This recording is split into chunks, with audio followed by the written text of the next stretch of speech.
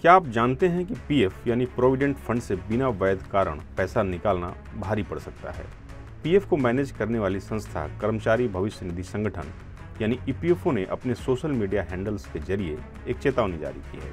इसमें ईपीएफओ ने कहा कि अगर पीएफ का मिसयूज किया गया तो निकाली गई रकम ब्याज समेत वापस करनी होगी और पेनल्टी भी देनी होगी। दरअसल ईपीएफओ का यह कदम उस मुहिम का हिस्सा है जिसका मकसद यह सुनिश्चित करना है कि सदस्य अपनी पीएफ बचत का इस्तेमाल केवल निश्चित उद्देश्यों के लिए ही करें।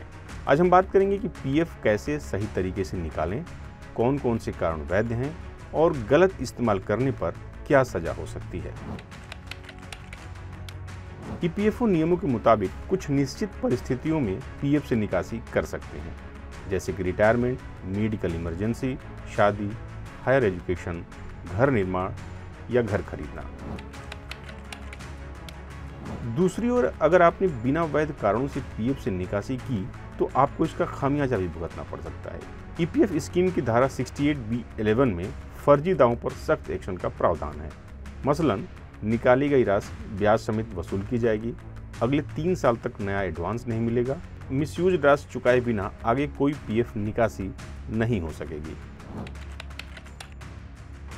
अब सबसे जरूरी सवाल कि सही तरीके से पीएफ कैसे निकालें, आइए इसे समझते हैं। ईपीएफओ ने अपने यूएन पोर्टल के जरिए पीएफ निकासी को सरल किया है, लेकिन इसके लिए पीएफ सब्सक्राइबर को कुछ बातों पर ज़रूर अमल करना चाहिए। अगर आप पीएफ निकासी के लिए अप्लाई करने जा रहे हैं तो यह सुनिश्चित कर लें कि आपका यूएन एक्टिव हो और रजिस्टर्ड मोबाइल नंबर से लिंक हो। आधार लिंक ई-केवाईसी पूरी होनी चाहिए। Bank detail IFSC code update होने चाहिए। साथ ही 5 साल से कम सर्विस पीरियड होने पर पैन लिंक होना ज़रूरी है। चलिए अब जानते हैं कि पीएफ निकासी के लिए कौन कौन से फॉर्म होते हैं और कब किसके जरिए अप्लाई करना होता है। पहला है फॉर्म 19, यह पीएफ के फाइनल सेटलमेंट के लिए होता है। दूसरा फॉर्म 10C, यह पेंशन की रकम निकालने के लिए होता है। और तीसरा फॉर्म 31, यह पीएफ से आंशिक निकासी के लिए होता है। जून 2025 से ईपीएफओ ने ऑटो सेटलमेंट लिमिट बढ़ाकर 1 लाख रुपए से 5 लाख रुपए कर दी है। अब छोटे क्लेम ऑनलाइन आसानी से सेटल हो सकते हैं, लेकिन नियमों का पालन जरूरी है।